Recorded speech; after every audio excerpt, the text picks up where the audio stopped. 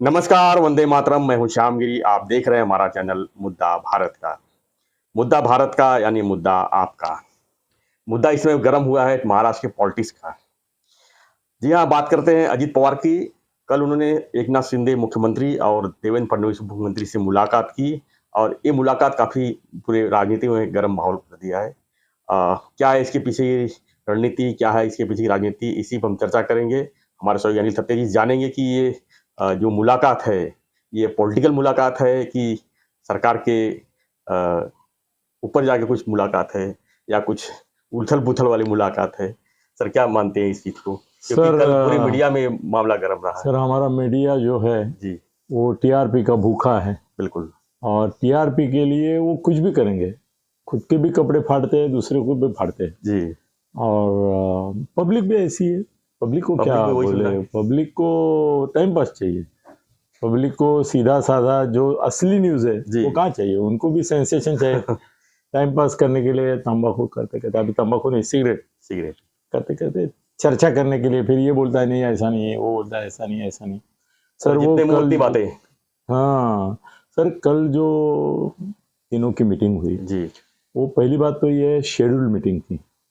दूसरी बात ये है कि बाकायदा मुख्यमंत्री और उप मुख्यमंत्री के जो आज के कार्यक्रम आते हैं, जी, जो अपने पास भी आते हैं, उसमें बाकायदा उसका जिक्र था कि सह्याद्री अतिथि गृह पर अजीत दादा से मुलाकात दोनों के इसमें था। तीसरी बात है कि ये तीनों नहीं बैठे सर। हुँ, अजीत दादा के साथ उनका एक जो सिंचन के संदर्भ में कोई चर्चा चल रही है, कोई एक प्रॉब्लम है, तो उससे जुड़े हुए कम से कम 5 लोग और थे जो वो सिंचन के संदर्भ में कुछ उनकी शिकायत थी कि भाई ये पानी इस तरह से जाता है, वो इस तरह से जाना चाहिए और सबको इस प्रकार से समान वाटप होना चाहिए वगैरह वगैरह। तो दादा ने बाकायदा अपॉइंटमेंट इसीलिए ली थी कि उनको एक शिष्टमंडल को लीड करना था जी। और वो शिष्टमंडल 5-6 लोगों का था, 5 ही लोगों का वो छठे थे और वो सब मिलके वहां गए, सब मिलके वहां बैठे, सबके सामने वो उसी मुद्दे पे चर्चा हुई और सबके सामने अजीत दादा बाहर आ गए। अभी 5 लोग जो है जो पानी के इशू के लिए आए हुए हैं, उनके सामने ये ऐसी चर्चा हो सकती है क्या? ये हमारे हरामखोर मीडिया वालों को मालूम था कि ये चर्चा है, बाकायदा उसका उल्लेख किया गया है और 5 लोग और बाजू में बैठे वो कार्यकर्ता है, वो उनके कार्यकर्ता नहीं, वो पानी समस्या जो है सिंचन की उसके जुड़े हुए पारबंधारे की जो कुछ प्रॉब्लम्स है उसके जुड़े हुए लोग हैं। तो चर्चा ऐसी होती है, बाकायदा उसका नोटिस निकलता है, बाकायदा होता है, ऐसा नहीं होता है। तो उन्होंने किया नहीं, मगर हमारे मीडिया वाले हरामी है सर नंबर 1 के। उन्होंने खाली इतना लोगों को बताया, ये नहीं बताया कि 5 लोग और उनके साथ थे। हाँ, ये नहीं कहीं भी जिक्र जैसे ही बताते सर इस हवा फूस हो जाती थी ना उनकी, टीआरपी गिर जाती। टीआरपी गिर जाती कि 5 जणांच्या शिष्टमंडळासह भेट पानी प्रश्नावर। फिर कौन देखेगा, बोले चल चल चल ऐसा करेगा। ये तो रूटीन हो गया। हाँ, ये रूटीन हो गया, उसमें कोई दिलचस्पी नहीं, लोगों को भी नहीं और चैनल को भी नहीं। तो चैनल वाले आजकल ये ऐसा ये करते हैं कि एक इतना ही देते हैं कि जितना ये हो जाए, सनसनी फैलाए, ये नहीं बताते कि ये पूरा क्या है। मगर सर फिर भी एक बात सही है कि अजीत दादा अस्वस्थ है, ये बात सही है जी। और उनकी अस्वस्थता का कारण शरद पवार साहब है। शरद पवार साहब जिस तरह से रोज नए नए भूमिकाएं उसी सब्जेक्ट पे लेते हैं, कल कुछ बोलते हैं, आज उसके खिलाफ बोलते हैं, या तो एडजस्टिव बोलते हैं या कॉम्प्रोमाइजिंग बोलते हैं, ऐसा करते हैं। तो लोग क्या करते हैं, अभी शरद पवार साहब सबको सदा उपलब्ध नहीं होते, तो अजीत दादा को पूछते रहते हैं कि आपको क्या लगता है। अब अजीत दादा का प्रॉब्लम ऐसा है कि भाई हाँ, फडणवीस कुछ बोले उसके ऊपर वो बोल सकते हैं, शिंदे साहब कुछ बोले बोल सकते हैं, संजय राउत बोले बोल सकते हैं, अंजलि दमानिया बोले बोल सकते हैं। पवार साहब अगर कुछ स्टेटमेंट करते हैं तो वो ना उसका जवाब दे सकते हैं, ना वो असहमति जता सकते हैं, बिल्कुल, ना सहमति भी जता सकते हैं, क्योंकि उनको मालूम है कि आज जो पवार साहब बोले हैं कि भाई डिग्री मायना नहीं रखती, ये तुम्हारा अदानी मायना नहीं रखता और जॉइंट पार्लियामेंट्री कमेटी की कोई जरूरत नहीं, वहां उनकी मेजोरिटी रहती है। वही पवार साहब अगर वो बोले कि वो पार्लियामेंट्री कमेटी की जरूरत नहीं, ऐसा पवार साहब ने बोला, आपको क्या लगता है, तो उसको ये बोलना पड़ता था अजीत दादा को कि भाई पवार ज्येष्ठ नेता है, वो खुद चेयरमैन रह चुके हैं जी पार्लियामेंट्री कमेटी के। तो अभी अगर वो बोल रहे हैं कि पार्लियामेंट्री कमेटी का कोई औचित्य ही नहीं है, तो वो श्रेष्ठ है, ज्येष्ठ है, उनका अनुभव है, तो उस हिसाब से वो बोले होंगे। जबकि अजीत दादा को ये भी मालूम है कि बाकी जो 14 पार्टी जो लीडर गए थे ना राष्ट्रपति के पास ये तुम्हारे करने के लिए, डिमांड करने के लिए, और बोल रहे थे कि नहीं नहीं ज्वाइंट पार्लियामेंट्री कमेटी चाहिए, राहुल से लेके सब कुछ, तो उनको ये मालूम था कि और सब कल पलटी मारेंगे, बोलेंगे अगर आपको चाहिए तो करो, कोई बात नहीं। मेरे को लगता है कि सुप्रीम कोर्ट का जो बेंच है, उसने जो कमेटी नेमी है, उसके ऊपर भरोसा करना चाहिए, क्योंकि वो निष्पक्ष हो सकती है। बिल्कुल। अगर आपको लगता है तो कर दो, एक दिन में वो पलटी मारेंगे, तो ये मुंह के बल गिरेंगे अजित दादा, जिन्होंने बोला होगा की हाँ वो जो बोले वो सहीच है, तो आज बोलेंगे सर काल तुम्ही त्यांच्याशी सहमती दाखवली पण त्यांनी तर आज भूमिका बदलली, उन्होंने कुछ अलग ही ये किया है कि हरकत नहीं, करो। अभी आपको क्या लगता है, तो क्या बोलेंगे वो? कल ऐसा बोले, आज ऐसा बोले, पलटी मारी, इसके लिए मैं क्या कर सकता, ऐसा तो बोल नहीं सकते। वो बोलेंगे नहीं उन्होंने सबसे विचार विमर्श किया, ये नौबत ही उनको नहीं चाहिए थी, ये नौबत ही नहीं, इसलिए वो थोड़ा टाइम के लिए, वो हेल्थ भी उनका ठीक नहीं था, उस बहाने वो चुप हो गए। नॉट रीचेबल मतलब नॉट रीचेबल नहीं थे वो, जिनको सर ऐसा है ना, हम लोगों को मालूम है अभी हर एक के पास 2 मोबाइल रहते हैं, एक पब्लिक के लिए रहता है और एक एकदम पर्सनल रहता है, वीवीआईपी। मतलब वहां पे फडणवीस शिंदे को बोलेंगे, शिंदे साहब फडणवीस साहब को बोलेंगे, वो नंबर खाली उन लोगों, या तो वो नंबर एक 10 लोगों के बाहर नहीं रहता है। हम भाग्यशाली है कि अपने पास ये बड़े लोगों की वो नंबर है जो डायरेक्ट उनके पास आपके हाथ में रहते हैं, बाकी तो पीए के पास रहते हैं। तो कैसे है ना, अजीत दादा के सामने प्रॉब्लम्स बहुत हैं और उसका निर्णय अभी नहीं हो रहा है। एक निर्णय न होने का कारण यह है कि सुप्रीम कोर्ट का क्या निकाल आता है जी, जबकि शिंदे और फडणवीस बड़े आत्मविश्वास के साथ कह रहे हैं कि ये निर्णय हमारे पक्ष में होगा, और मैं भी विश्वास के साथ कह रहा हूं कि हाँ उनके पक्ष में जाएगा, और उसके 3 टुकड़े होंगे। ये भी मैं बोल रहा हूँ कि एक टुकड़ा जाएगा, सुप्रीम कोर्ट बोलेगी कि ये राहुल नार्वेकर जो है सभापति, सभाध्यक्ष विधानसभा के, वो इसके बारे में निर्णय दे। दूसरा टुकड़ा जो रहेगा नाम और निशानी, वो बोलेंगे ये चुनाव आयोग का काम है, हमारा नहीं है। और बाकी टेक्निकल मुद्दे जो है उसके बारे में वो बोलेंगे कि ठीक है हम उसकी चर्चा करके फैसला देते हैं, जो फैसला शिंदे साहब के ही पक्ष में रहेगा, क्योंकि जो बचता है उसमें कोई क्रिटिकल मुद्दा नहीं है जी, रूटीन है, उसमें उनको उनके ही पक्ष में देना है। और ये 2 मुद्दे नीचे आते हैं तो आयोग तो बैठा ही है, उनको वो अपना निर्णय कैसा बदलेगा। तो पवार साहब, अजीत दादा पवार का प्रॉब्लम ये है कि सुप्रीम कोर्ट का निर्णय आने तक जी वो कोई इंडिकेशन भी देना नहीं चाहते। कल तो ऐसे माहौल फैला था कि कल ही अजीत पवार जो है बीजेपी ज्वाइन करने जा रहे हैं। हाँ सर, मैं बोलूँ क्या, ये इतना आसान है ना, बिल्कुल ये इतना आसान है अफवाहें फैलाना। सर एक जमाना था जब मैं पत्रकारिता में एक्टिव था और बड़े बड़े नेताओं का कंसल्टेंट था, तो मैं उनको बोलता था कि आपको इस सिचुएशन निकालने के लिए ये अफवाह हम फैला देते हैं। अफवाह भी यही लोग फैलाते हैं। हाँ सर, उनके सहमति से मैं खुद भी फैलाया हूँ, कितने फैलाए क्या बोलूं आपको, आप लोग बनना लगा और वो साइड ही अलग हो जाता है फिर। बिल्कुल, जो चर्चा हो रही है जिस मुद्दे पर, उसको बाजू में रख के लोग दूसरे मुद्दे पे जाता है। ऐसी काल्पनिक कथाएं बहुत लिखी हैं। सबसे सर मेरी जो सबसे हिट हुई कथा है, काल्पनिक अफवाह जो मैंने चलाई और बहुत हो गई, वो ऐसा हो गया कि खोपकर का मर्डर होने के बाद दिघे साहब को उन्होंने जब उठा लिया पुलिस ने, तो मेरे दिमाग में ऐसा है कि दिघे साहब को वो गद्दारी के इशू में इन्होंने पकड़ा है, मगर अगर मैं इसको साइड ट्रैक करके कोई अफवाह फैलाऊं ये गद्दारी की वजह से नहीं है, दूसरी किसी वजह से, थोड़ा सा भार हल्का हो जाएगा दिघे साहब के ऊपर का प्रेशर, और पुलिस को भी दूसरा काम ढूंढना पड़ेगा कि भाई ये क्या है। तो मैंने क्या किया, मैंने मुंबई के 3 इंग्लिश टॉप जो ये थे संपादक, वृत्त संपादक उसको बोलते हैं, न्यूज एडिटर, उनसे कांटेक्ट किया। उनको बोला आपको मालूम नहीं है क्या? बोले क्या? बोला ये गद्दारी बिद्दारी का कोई मामला नहीं है। वो जो खोपकर है उसका कड़वा में एक लड़की के साथ अफेयर था, और मैं बोल रहा हूँ सर ये प्रिंटेड है, मतलब मेरे पास उसका सबूत है कि प्रिंटेड है। वो लड़की ने के बारे में किसी का ऑब्जेक्शन था कड़वा में, वो भी सूचित किया मैंने, किसका ऑब्जेक्शन हो सकता है वो। तो उन्होंने उस लड़की का नाक छोड़ो करके बोला था, इसने नहीं छोड़ा करके उसको मार दिया। ये असली हकीकत है। आप क्या ढूंढ रहे हैं? गद्दारी का आनंद लीजिए का नहीं संबंध है उससे। जिन्होंने मारा है वो इसके लिए मारा है। सर अपने यहाँ इतने पत्रकार भी, उनको सेंसेशन मिला। सर आप उस समय के पेपर निकाल के देखिए, मिड डे का हेडलाइन था। मैं नाम लेता हूं ना, मैं ऐसा नहीं छोड़ता हूं हवा में। मिड डे का हेडलाइन था, sex scandal behind Khopkar's murder. Sex scandal behind Khopkar's murder, दिखे नॉट गिल्टी। सर मैंने और काम चलाया।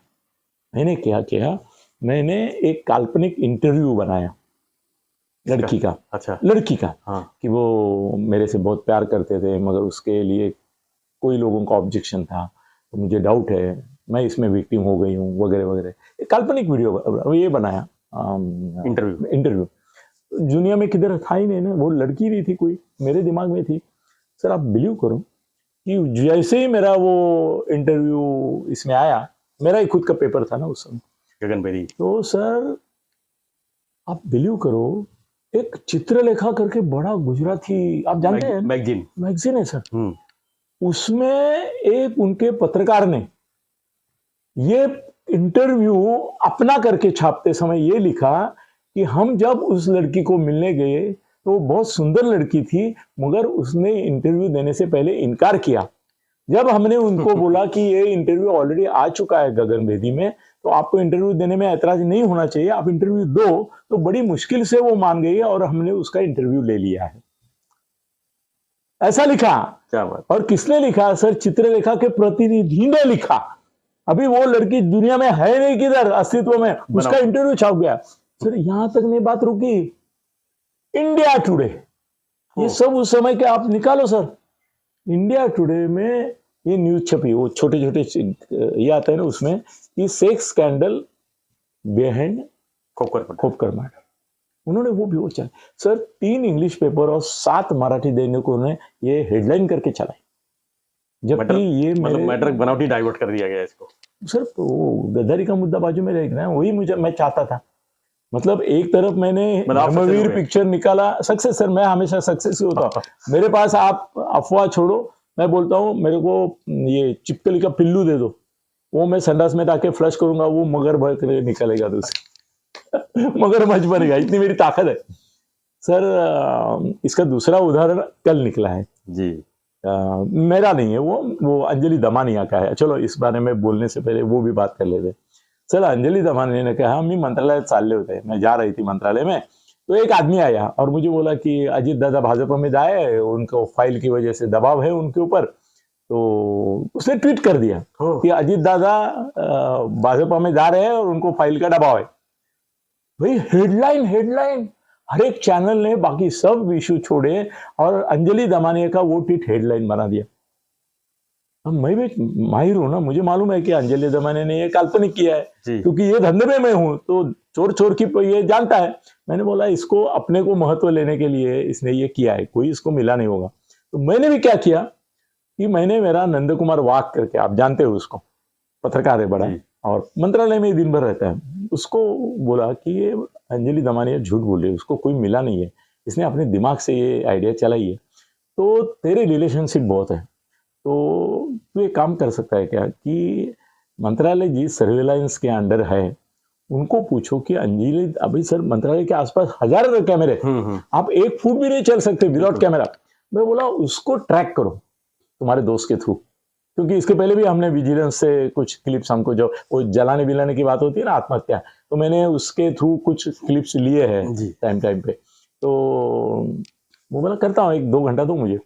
उसने सर अपना जो रिलेशनशिप नेटवर्क है वो यूज करके सर्वाइलेंस जो है मंत्रालय पूरा एरिया का, उससे कांटेक्ट किया, उसमें से एक उसका जो खास आदमी है उससे। तो वो बोला कि सर वो जो क्लिप्स है वो फडणवीस साहब के ऑफिस ने मंगा लिए है, DCMO के डिप्टी CM के ऑफिस ने मंगा लिए है। उनको भी ये देखना था कि क्या सच में कोई आदमी इसको आके मिला, क्या नहीं मिला अंजलि दमानिया को, अगर है तो वो कौन है जिसने वो बताया। तो बोले अभी तक प्राइमरी लेवल पे है, डीपेड में मिलेगा। वो अभी तक अंजलि दमानिया उतरने के बाद मंत्रालय पहुंचने तक उसके साथ उसके 2 कार्यकर्ता है, तो पहले से ही उसके साथ ही आए हुए, कोई उसके आके मिला नहीं है। ये अभी प्राइमरी दिख रहा है, हम डीप में जा रहे हैं अभी, और भी वो जहां जहां गई वो ट्रैक कर रहे हैं हम लोग। तो सर डिप्टी सीएम को मालूम हो गया ये झूठ बोल रही है, कोई मिला ही नहीं उसको, उसने ऐसे हवा लगा दी। अब मैं अंजलि दमानिया को आपके सामने ये माध्यम से सवाल पूछता हूँ, तुमको मिला ना कोई, चल मैं तो ये करता हूँ, मगर तुमने जो कल किया वो भी झूठे है, मैं वो बता रहा हूँ जी। तो मैंने तो ऐसे चिपकली के मगरमच्छ बहुत बनाए और तुमने भी चिपकली का मगरमच्छ बनाए। तुम किसी से कोई आदमी आता है सर आपको मिलता है और बोलता है अजीत दादा जा रहे हैं, आप पहला काम क्या करेंगे, उसको पूछ ली तुम्हारा नाम क्या है, तुम्हारी बैकग्राउंड क्या है, तुमको कैसे पता चला, तुम इतने महत्वपूर्ण हो, तुम कोई खास आदमी हो कि जिसको ये पता चले, उसको वो पूछती ही नहीं, उसका नाम उसको मालूम नहीं है। अभी एक पत्रकार को मैंने काम पे लगा दिया, मैं बोला तो चैनल का है, उसके 4-5 इंटरव्यू तुमने दिया है, तेरा थोड़ा क्लोज है उससे, तो एक काम करना मेरे लिए, तू फोन कर, क्योंकि मेरे को ना ये सब चीजें सीएम डिप्टी सीएम को रिपोर्ट करनी थी अपने ऊपर, मतलब उन्होंने कुछ बोला नहीं, मैं अपने आप में बहुत कुछ करता हूँ और उनको रिपोर्ट करता रहता हूँ। तो तू उसको पूछ कि ये कौन था, तो उसने फोन किया, सर अपने सब दोस्त लोग हैं, उसने फोन किया, मैं अगर कल आपको बोलूंगा भाई फलाने को फोन करेंगे आप मालूमात मिलाएंगे लाएंगे, तो उसने फोन किया उसको और 4-6 इंटरव्यू उसके आए, उसको बड़ा ये किया उसने। तो वो बोले मुझे नाम नहीं मालूम, वो बोले ऐसे कैसे, बोले नहीं वो आया मुझे ये बताया और निकल गया। वो बोले आपने नाम पूछने का ये नहीं किया, बोले नहीं शायद वो बताता भी नहीं इसलिए मैंने पूछा भी नहीं। तो बोला अच्छा भाई ठीक है, फिर तो आपको नाम भी मालूम नहीं और वो कौन था वो भी मालूम नहीं, बोले नहीं है, बोले सच में, बोले नहीं सच में मालूम नहीं, क्योंकि नहीं था ना कोई, था ही नहीं कोई तो नाम कैसा होगा उसका, पूरा मनगढ़ंत था, आपने सही शब्द यूज किया। मगर कल दिन भर वो अंजलि दमानिया चली, ऐसे तो हम लोग हरामी है मीडिया वाले साले। तो अभी अजीत दादा के बारे में सर ऐसा है कि प्रॉब्लम यह है उनका कि शरद पवार से सहमति और असहमति दोनों नहीं कर सकते। दूसरी चीज है कि शरद पवार साहब सुप्रिया को प्रोमिनेंस देंगे, जब मौका आएगा और उलट पुलट हो जाएगा कुछ, समझो अगली पवार साहब ने कल बीजेपी से भी ये जोड़ दिया नाता, तो हो सकता है वो अजीत पवार का नाम लेंगे नहीं, वो बोलेंगे सुप्रिया को मुख्यमंत्री करो, अगर हमारी वजह से तुम्हारी सरकार बच रही है। कल समझो बीजेपी और शिंदे में डिफरेंस हो गए, ये मैं थोड़ा मेरे को कंट्रोल करके बोल रहा हूँ क्योंकि मुझे लक्षण दिख रहे हैं, हाँ, मगर अभी उसके बारे में नहीं बोलेंगे क्योंकि क्या है ना, लक्षण से बीमारी का अंदाजा कभी कभी गलत होता है, लक्षण एक रहता है और बीमारी दूसरी रहती है, तो वो देखूंगा मैं। मगर सर आपके पास पहला हमारा मैं करूंगा नहीं करूंगा तो तुम्हारे पास करूंगा खुलासा। तो उनको समझ में नहीं आ रहा है कि पवार साहब का गेम क्या है, सुप्रिया के लिए चल रहा है, मेरे लिए करेंगे कि नहीं, क्योंकि इसके पहले भी विलासराव देशमुख जब बने तब दादा बनने वाले थे, उनके पास मेजोरिटी थी, नहीं बनाया उनको, तो उप मुख्यमंत्री तक उनको बनाने के लिए कितना मुश्किल था, जयंत पाटिल को बनाया, विजय सिंह मोहिते पाटिल को बनाया, हर पटेल को बनाया और इनको नहीं बनाया, राइट, और वो भी एकदम हैरान रहते पवार साहब की वजह से। और जब तक तो पवार कमांड संभाले हुए उनका कुछ चलता भी नहीं है, असल में उनके पास 23 आमदार है अभी पवार अजीत दादा के पास, वो बोल रहे कि कुछ करो, 2/3 तक पहुंचाओ, और हो सकता है फडणवीस जैसे शिंदे साहब को बोल रहे थे कि आप आगे बढ़ो, पीछे हम करा देंगे सब कुछ। मगर अभी ऐसा है कि इसके लिए पवार साहब भी एक दाव ऐसा खेल रहे हैं कि बीजेपी 23 अजीत दादा के, और उनके भी रहते हैं राष्ट्रवादी में, उनके भी चमचे हैं जो उनके साथ उनके इशारे पे, जैसे शिंदे गुट में, सर ये आश्चर्य की बात नहीं है क्या कि 25 आमदार जो है वो फडणवीस साहब ने उनको दिए, बीजेपी फडणवीस साहब ने दिए, खुद फडणवीस साहब मुझे बोले की त्यांना सांग, दाखवा साहस, त्यांना जेवढे कमी पडतील तेवढे आम्ही देऊ, आता आमच्याकडे 25 है, मतलब वो 25 जो जे खोखे खोखे वाले पागल बोलते हैं ना, 25 तो फडणवीस के साथ थे, फडणवीस क्या खोखे देने वाले हैं क्या बात करते हैं, इनके 15 ही है, फिर इनके 15 ही है। तो दादा के बारे में भी उनका बीजेपी का रवैया ये है कि भाई तुम्हारे कितने हैं, 23 है, कितना कम पड़ता है, दे देंगे हम, है हमारे पास, है ना, कुछ अंदर से सर छुपे हुए। मगर पवार साहब का उनको प्रॉब्लम लगता है कि भाई बाला साहब तो है नहीं, बट पवार साहब के होते हुए इन्होंने बगावत की, तो पवार साहब महाराष्ट्र में आग लगा सकते हैं बीजेपी के खिलाफ। फिर ब्राह्मणवाद ये वो सब निकाल के असली खिलाड़ी बन जाएंगे। इसके लिए उनको समझ में नहीं आ रहा है। तीसरी बात ऐसी हो रही है कि हम ही से मोहब्बत हम ही से लड़ाई, ऐसा एक गेम वो भी कर रहे हैं कि फडणवीस साहब को उनकी बीबी के बारे में एक्सप्लेनेशन देना था, तो उन्होंने अजीत दादा को बताया कि भाई विधानसभा में आज प्रश्न उपस्थित करो कि भाई जो मामला आया है इंडियन एक्सप्रेस में उसकी सही जानकारी दे दीजिए मुख्यमंत्री जी। हाँ, अनिल जयसिंघानी का। तो वो मिली भगत थी फडणवीस साहब और अजीत दादा की। तो वो उठे खड़े हुए, उन्होंने अध्यक्ष की ओर देखा, अध्यक्ष ने ऐसा किया कि मुझे मालूम है आप क्या पूछने वाले हो। फडणवीस ने भी उनको तरफ देखा, दादा की तरफ देखा, दादा ने सवाल पूछा। फडणवीस सर 16 पेज का एक्सप्लेनेशन लेके ही आए थे, उनको मालूम था ये अजीत दादा बोलने वाले हैं और सभापति सम्मति देने वाले हैं। वो दे दिया उन्होंने। सर ऐसा ही हर बार अजीत दादा भी कर रहे हैं। वो देखो, वो संजय राउत के ऊपर भड़कते हैं, वो सुषमा अंधारे के ऊपर भड़कते हैं, वो उद्धव को भी जवाब देते हैं कभी कभी, मगर वो फडणवीस के ऊपर नहीं करते, शिंदे के ऊपर भी नहीं करते। वो दोनों को स्पेयर करते हैं, फडणवीस को तो पूरा स्पेयर करते हैं।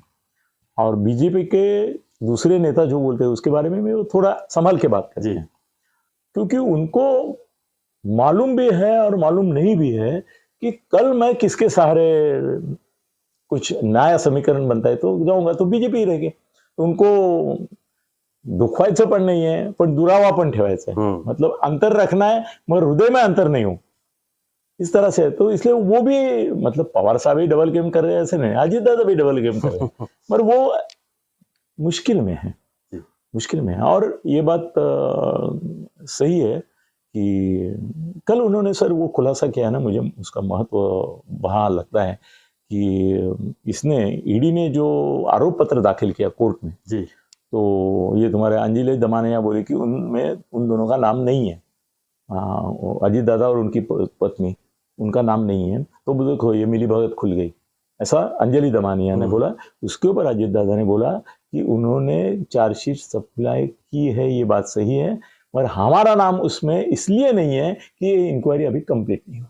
राइट सर, ये बीजेपी वाले में देखो, चार्जशीट नंबर 1 दाखिल किया और उन्होंने वही समय बोला कि चार्जशीट नंबर 2 टाइम के बाद दाखिल करेंगे। अभी इतना तपास हुआ है, उसमें जितना मिला हमको उतना क्या सर, उनकी प्रॉपर्टी जब्त है अजीत दादा की, छापे पड़े हैं बहनों पर और पूरे रिश्तेदारों पर छापे पड़े हैं, मालमत्ता जब्त भी हुई है, फिर भी चार्जशीट नंबर 1 में उनका नाम नहीं है। ये वो भी सर कैसे बीजेपी वाले क्या खिलाड़ी है, देखे ये खतरों के खिलाड़ी है, तो वो भी क्या है, ऑप्शन बना के रखा है। हाँ, उन्होंने भी ये सही है कि ऑप्शन बना के रखा है, भाई पहली चार्जशीट में आपका नाम नहीं है, चलो हमने एक इंडिकेशन दे दिया आपको कि हम आपके कौन है इसका सवाल है, हम आप साथ साथ रहते हैं, ये दे दिया है, मगर अभी दूसरा चार्जशीट आना बाकी है, ये दावा उसी के ऊपर है। और वो जानते हैं, रखा हुआ है दादा, वो बोले अभी ये फर्स्ट चार्जशीट आया है उसमें हमारा नाम नहीं है, इसका मतलब हमको क्लीन चिट मिला, ऐसा नहीं, ये भी बोले वो क्लीन चिट मिला ऐसा नहीं है, कभी भी हमारा नाम आ सकता है। सर ये डर भी है, ये कैसा खेल चल रहा है सर महाराष्ट्र में। तो और उद्धव तो ऐसे सर, कल हमने बोला इसमें 11 महीने तक शरद पवार को नहीं मिले, वो तो अजीत दादा को गिनते भी नहीं। और उनको डाउट है कि अजीत दादा कभी भी, क्योंकि 80 घंटे का जो हुआ था उसके बाद फडणवीस और अजीत दादा एक ही माने जाते हैं, मतलब शिंदे और फडणवीस, मैं विधान कर रहा हूँ सर, बड़ा विधान कर रहा हूँ, तो शिंदे और फडणवीस जितने क्लोज है उससे ज्यादा अजीत दादा और फडणवीस क्लोज, और क्या बोलूं मैं इसके लिए। तो सर अजीत दादा का ऐसा है कि वो भी तायात मायात कर रहे हैं, उसमें क्या बोलते हैं हिंदी में मुझे मालूम नहीं, मराठी में बोलतो आम्ही तायात मायात करता है, मगर उनका भी प्रॉब्लम ये है कि मळ्यात वाघोबा आहे आणि तळ्यात मगरमच्छ। तो इकडे आर तिकडे विहीर म्हणतो, उससे भी बड़ी बात है, और दोनों से बचना है, दोनों से बचना है और फिर भी तैरना है। चलो सर, आज के लिए इतना काफी है, धन्यवाद। आपने अच्छा खुलासा किया अजीत पवार के बारे में, अजीत पवार का और जो है खासकर फडणवीस के साथ में क्या चल रहा है और आगे की क्या रणनीति उनकी होगी, क्या सरकार में फिर से उथल पुथल होगा, या सुप्रीम कोर्ट के फैसले के बाद अजीत पवार इसका सहारा लेंगे फडणवीस या भाजपा, तो इसी पर हम चर्चा कर रहे थे। आप क्या मानते हैं? आपके जो प्रतिक्रिया है हमें कमेंट बॉक्स पे इंतजार रहेगा। अपनी प्रतिक्रिया जो है कमेंट बॉक्स में दीजिए, और हमारा जो रिक्वेस्ट है चैनल को सब्सक्राइब करने का, उसको जरूर सब्सक्राइब कीजिए और बने रहिए हमारे साथ, देखते रहिए हमारा चैनल। और मेरा भी अनिल थत्ते गगन सत्य बेदी जी का से जो शुरू हुआ है, गगन मैं बेदी। बीमार था करके नहीं हुआ था, अभी वो भी शुरू हुआ है, उसको भी देखिए और सब्सक्राइब कीजिए। धन्यवाद। जय हिंद, जय महाराष्ट्र।